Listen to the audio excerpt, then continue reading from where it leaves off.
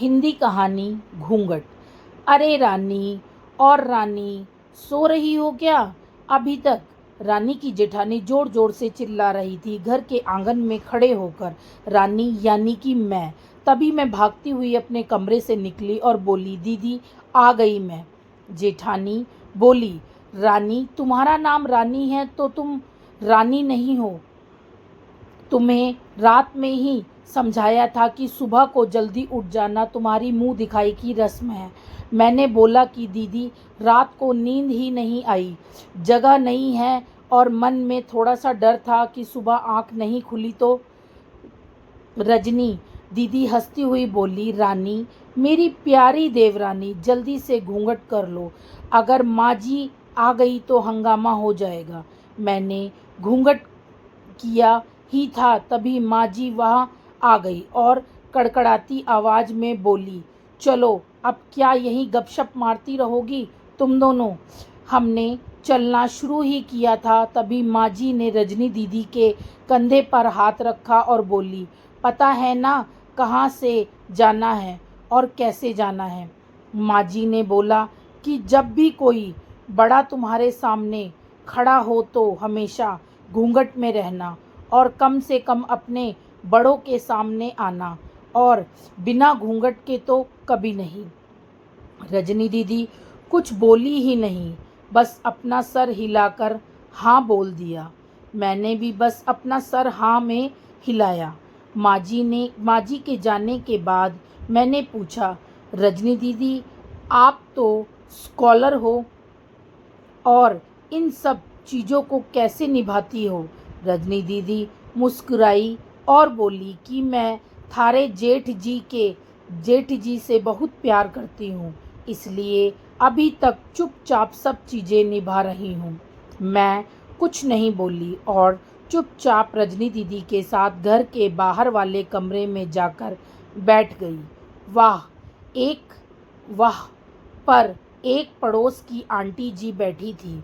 वो बोली कि यह कैसे बहू आई है?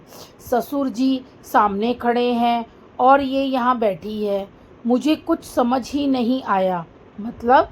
रजनी दीदी बोली कि आंटी जी अभी नई बहू है, यहाँ के रीति रिवाज सीखने में थोड़ा समय लगेगा।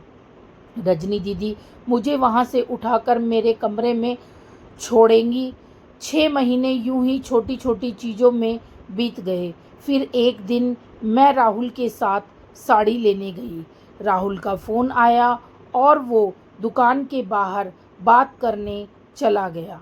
साड़ी की दुकान पर मैं बेधड़क होकर साड़ियाँ देख रही थी और इसके बाद तभी साथ में बैठे हुए अंकल जी खांसे। एक बार, फिर 2 बार, फिर 3 बार। मैंने साड़ी वाले भैया से बोला कि भैया इन अंकल जी को पानी दे दो, बहुत खांसी हो रही है इन्हें। अंकल जी भड़क उठे और बोले, क्या बदतमीज़ लड़की है, ये कुछ शर्म लिहाज है या नहीं इसे? दुकान पर हंगामा देख राहुल बाहर से भागकर अंदर आया और अंदर आते ही अंकल जी के पैर छूकर बोले, मामा जी आप यहाँ? मैं घबरा के दुकान से बाहर निकल आई, एक लंबा घूंघट करके गाड़ी में बैठ गई। राहुल बाहर आया और गाड़ी में बैठकर गाड़ी बहुत तेज़ चलाने लगा। मैंने धीमी आवाज़ में बोला, गाड़ी बहुत तेज़ चला रहे हो, कहीं एक्सीडेंट ना हो जाए।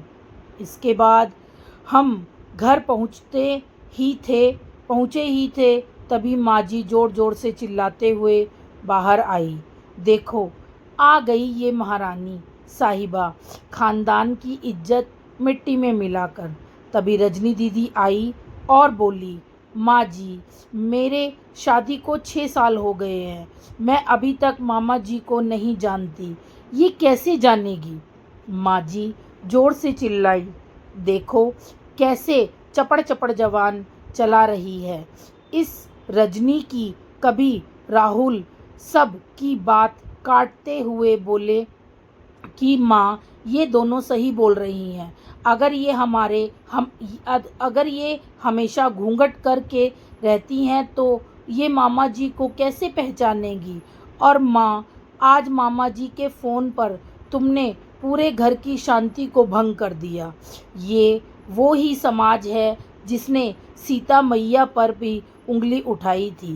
पिताजी और जेठ जी ने भी अपना पक्ष राहुल के साथ ही रखा। माँ जी थोड़ी देर सोचने के बाद वापस रजनी दीदी और मेरे पास आई और बोली कि तुम दोनों को अपनी मर्यादा पता है। मुझे उम्मीद है तुम कभी भी मेरा सिर सिर शर्म से नीचे नहीं झुकने दोगी।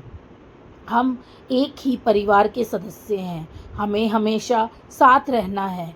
अच्छा वक्त हो या बुरा वक्त, हर समय को अपनी मर्यादा पता है।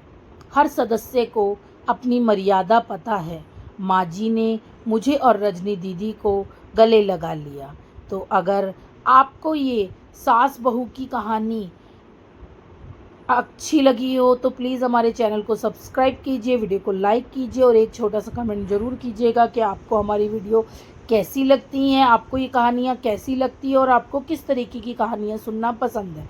हम आपके लिए वैसी ही कहानियाँ लेकर आएंगे। तो आपको अगर ये कहानी अच्छी लगी हो तो प्लीज़ चैनल को सब्सक्राइब करना ना भूलें।